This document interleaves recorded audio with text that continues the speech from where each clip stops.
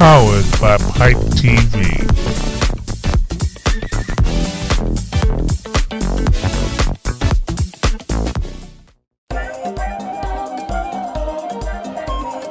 Tony's on the move again. Miss Tony's on the move again.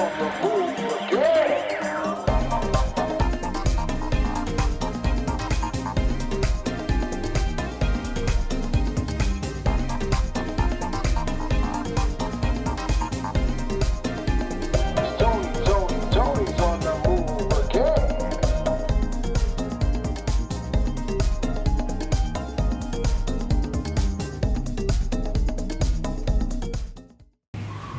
Welcome and thank you for tuning in to On the Move. I am your host, Miss Tonni. Look, I haven't asked this question in a very long time, but how are you doing? If you have a story or show idea, continue to email me so we could talk more about it, okay? But meantime, here in the studio, I have a phenomenal guest. She actually was here almost 2 years ago. I can't even believe it. Almost 2 years ago, talking about her book, Own Your Stupidity, which actually got turned into a short film. Now, this is the thing. The film was about her life story, being a fatherless daughter, and what she was going through. So, why don't we take a look back at how that went down? Actually, my story with being a fatherless daughter and the things that I had to go through with him being absent. My father is still alive, but we don't have a relationship. And it wasn't until I lost my son to sudden infant death syndrome, I learned that I had to take my time to forgive him, regardless of how he treated me. Right. So my journey, once I lost my son, to really make changes in my life and be more forgiving and let things go. So Own Your Stupidity is about you coming to the conclusion that you can't change other people. You can only change your attitude and how you deal with U.S. Department of Census. Nearly 20 million children live in single-parent homes. 43% live without their fathers. Oh my, it's a girl. It's a girl. Your father was not there for you when you was born in the South. He not gonna be there for you now, even if you do look like the spitting image of him. My sister had to raise this child all by herself without your help. Huh, damn, but you should answer her question. Oh, look at her. She's having such a good time playing with her cousins. What she needs is a good switch on her behind. She needs love and attention. She's the golden child, you know. Golden? You got so much clothes, you do not need that sweater. My mother gave me this sweater and it means something to me. I do not care about your mother, and at least I got a father that supports me. You talk about him all the time, he ain't even showing to your game. The critics say a must-see film.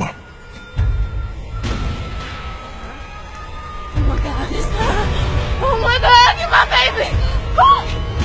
From the author, Ahky Stevens. Own Your Stupidity.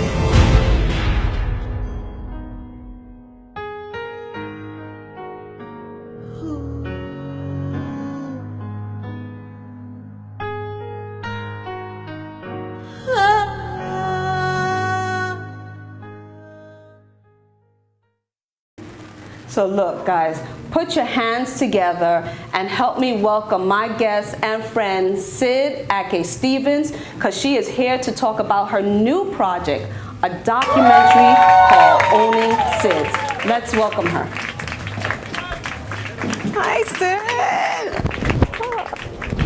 How are you? Please, have a seat, have a seat. How are you? I'm doing doing fine. Thank Look, you. I so miss the hugs and whatnot. Oh my gosh, it feels so great. And I can't believe that it's been over 2 years, really, that we kind of connected before, you know? Has it been that long? Yes. I went to look back at some of the old footage from the previous show, and that was back in almost 2020. So it's been, yeah, time flies, right? Yes. Yeah, so how are you doing? What's going on with you? Well, I'm doing well.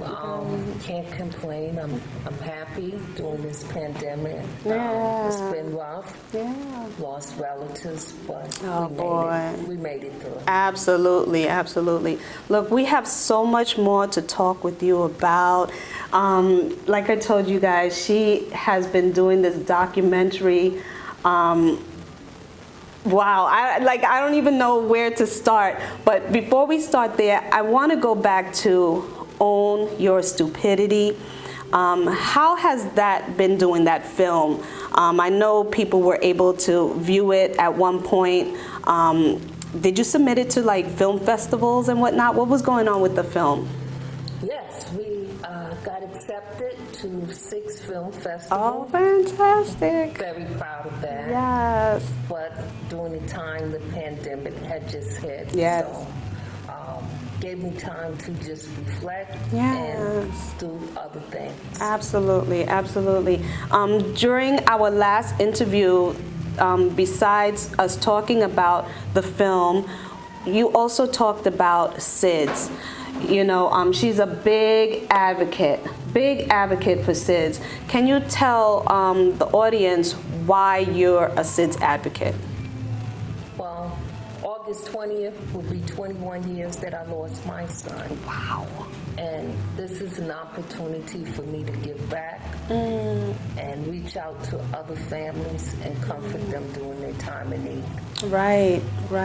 And I know you're about to, well, you already have done it. You know, we mentioned in the last interview also that she wanted to, you know, do a fundraisers and stuff like that for this documentary. The challenges, were there challenges in getting this documentary together? I promise I'm gonna let you guys find out more about the documentary, but I want her to talk about any challenges that may have occurred in doing this documentary. Well, because of COVID, there was a lot of Let me keep blaming COVID. Yes. But we managed to put together fundraisers through Zoom. Wow. So that was a great opportunity. Yes. And we're able to meet some really nice people along the way, support other causes as well. Right. And give people a voice that may not have been heard. Correct. And of course, your production staff, like who was involved in making this film, in this documentary? Well, I had a small crew. Because of COVID, we wanted to keep it to a minimum, not too many people. Right. I had the director, Rodney Skipworth and Turner. Okay. But I also had Lakeisha Ferguson, art director, Smitha Lee, director of photography. We all put together as a unit and just picked up the pieces in areas that we needed to get the film done. Okay, wonderful. Look, guys, once again, Sid, you know, I am so super glad that you're here to talk about this documentary. But we will definitely return. And when we return, we're going to dig more into it, what it's about, who she got involved, where did she travel, because she went to different states to, you know, put this whole thing together. So when we return, we'll talk more with Sids. Dad, she didn't move. Like what? I said, she didn't move. Check the baby, just check it. But when I touched him, he was cold. We discovered that her twin sister, Mariah, wasn't breathing. Dwayne Henderson Jr. was not breathing at that time, and his face was looking, bluish. A tragedy of losing a child. I just answered everything as I knew. What we experienced was nothing like the parents. Dispatched an investigator to the scene. usually to the infant location, a house, an apartment, wherever the infant or child death happens. How does this happen? They judged us, and they felt that William did something wrong. Babies are dying. The cause of death is sudden infant death syndrome. Parents are treated like suspects. During the investigation process, I don't feel I was treated the way that I should have. She was being blamed for her child's death. We were treated like criminals. We went to the cemetery to wish her a happy heavenly birthday. She would have been 19 years old. It has torn families apart. So I was constantly in disputes with people regarding whether William actually did harm to our child. And it killed our relationship from that point. Yeah, you can have more kids, but you can never have the baby. And people look at me and go, you want me to put my child to sleep in a drawer? Better that child wake up in a drawer than not wake up at all. Things you didn't know. Things we need to know. I'm your host, Rodney Skipworth. Owning SIDS.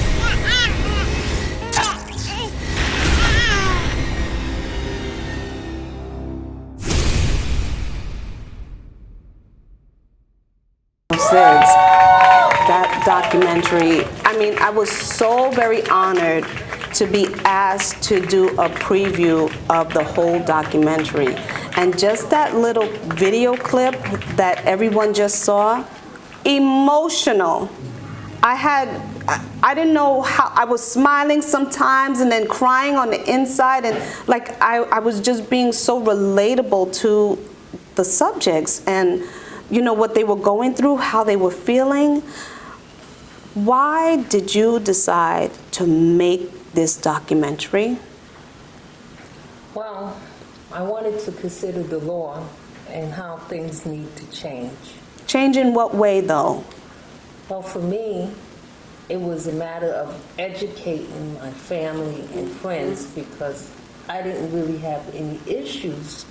But listening to other people, I realized that there are so many things that needs to change. You take, for example, if you are being investigated, if you have children, some of the parents were telling me their children were removed from the home. I heard that. So then there's the trauma police alone. Department and first responders and how they talk to the parents. It's not always a pleasant experience. Almost like they were being blamed. Yes, without knowing the facts. Correct. And then the other issue was the medical examiner. You take, for example, in New York, it may take perhaps about 6 months to a year to get findings. But in other states, it's still pending after 2 years. Oh, wow. So that means they don't release the body of the child to the parents? Is that what it is? No, they release them, but it's pending because they are deciding whether it is suicide or SIDS, or there was some harm to the child. Right. So they have to really do a thorough investigation to find out what really happened, and it takes time. So my purpose is to reach out to Congress and ask for them to have the same rules nationwide, all 50 states. All 50 states. To have the same guidelines.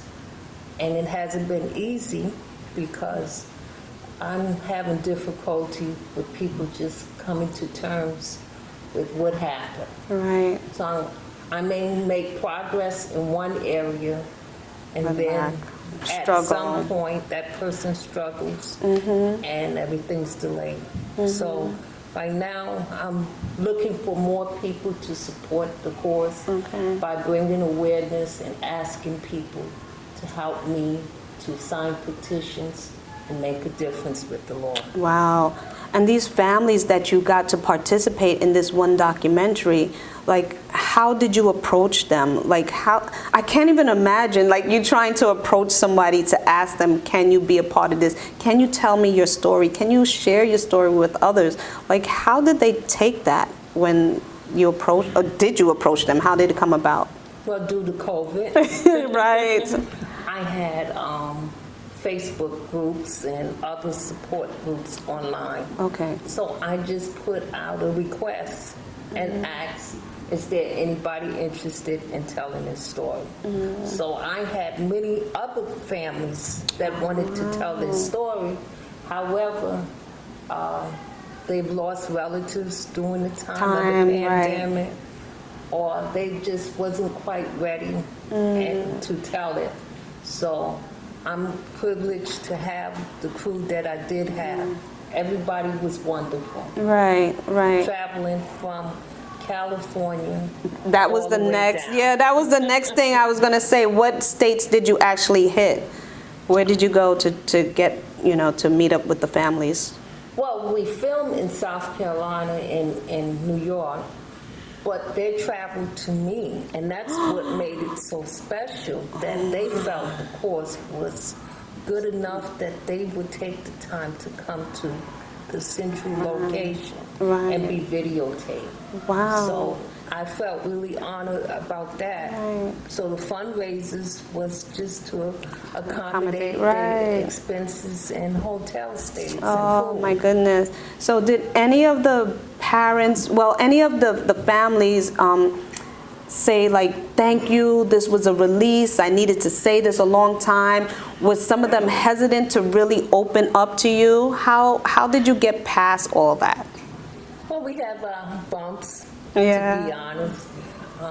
Some families had their feelings afterwards. Right. But now they see the bigger picture. Right.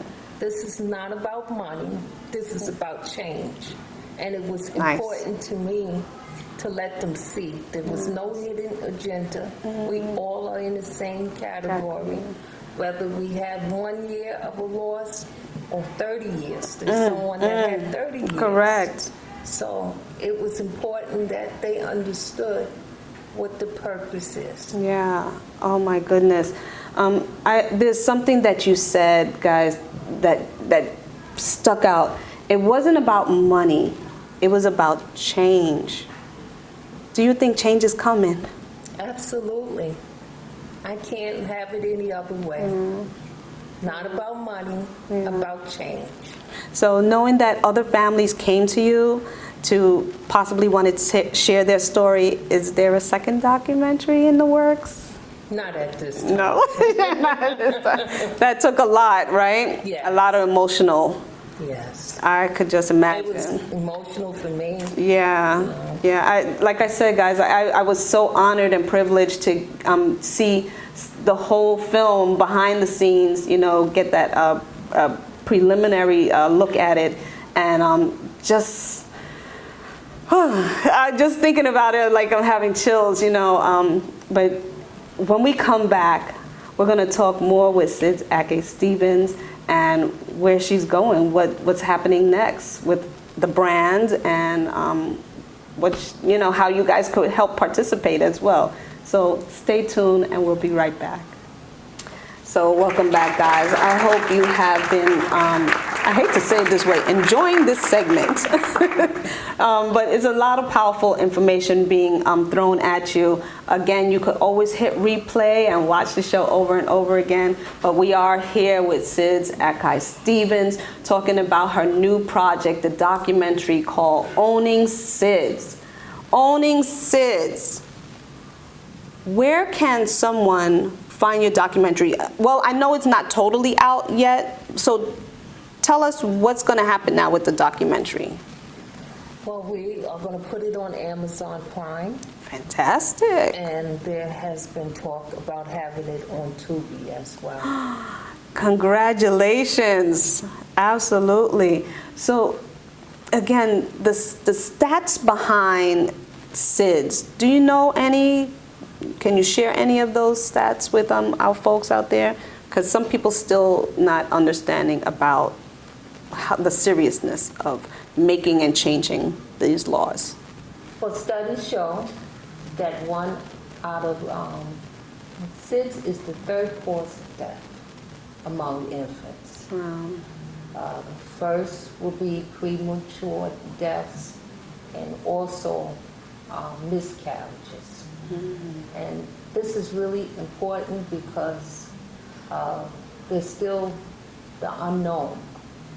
And why people are having trouble is because it's constantly changing. At first it was called crib death. I remember that. Now it's called SIDS. And even recently changed to SUID. Which, I was about to say, what does that mean? Yes. Sudden unexplained infant death. So SIDS falls under the umbrella of that because after doing more studies, they realized that they wanted more clarity. And there are many factors that we have to really consider before we can actually rule it as that. Wow, wow, a lot going on. Now, if someone actually wanted to help sponsor and, support the brand, by the way, the brand is Marvelous Moms Productions, LLC. So if someone wanted to follow or, get some more information or even sponsor, how can they do that? Well, right now, since the film has been completed, not really getting any financial assistance from anyone.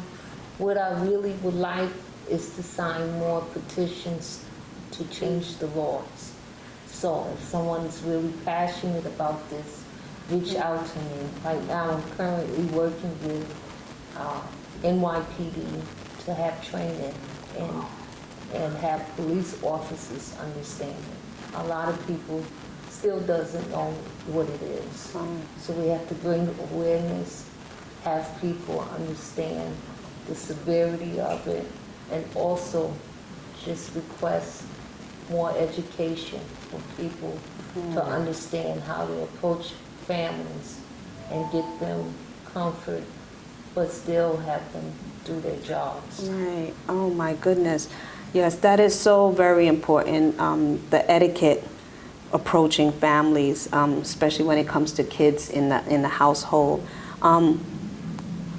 2 years. Where do you see yourself, the company, the documentary? Like, where do you see yourself in the next 2 years? In 2 years, I hope to just take a break from this. No such thing. Advocate never takes a break. But I got you. In the meantime, just building the brand, just talking to more people, getting people more involved. What's the next topic you wanna? Because I know SIDS will never go away. That is like your passion, your baby. Is there anything else that you want to take on? Well, since we're on the subject, I want to support the families that are losing their children because SIDS is 1 year and under. But there is another condition that falls from more than 1 year up to 18 years old.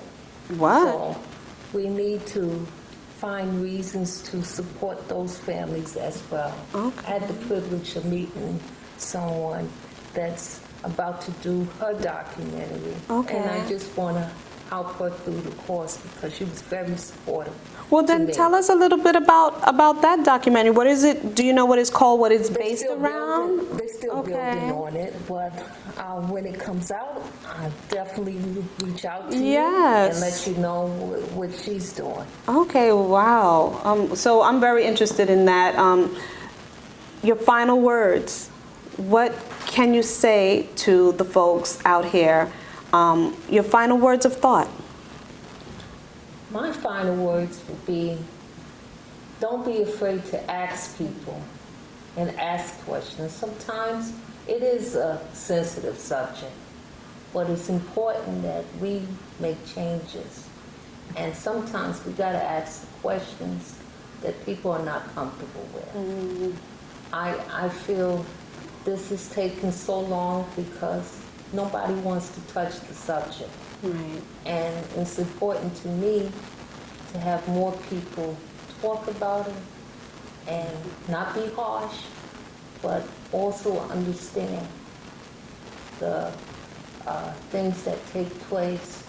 It's not the parents' fault. It's not the sitter or whoever was with that child during that time. Right. Like do a real full investigation before accusations, you know? Yes. Yeah. And I'm thankful for the people that have supported in the documentary. We have experts that gave their time, educate us. There's so much that we just don't know. Definitely the families. Do you remember all the families' names? I mean, not individual names, but like their base names. Do you know? Oh, yes. Yeah, yes. call them out. So thank you, Deborah. Thank you so much, Miss Ann, Lieutenant Chris. Thank you, Becky and Brianna and Brianna Cortez. Thank you. Thank you so much. Pam and Archie Darby. Thank you. Yeah.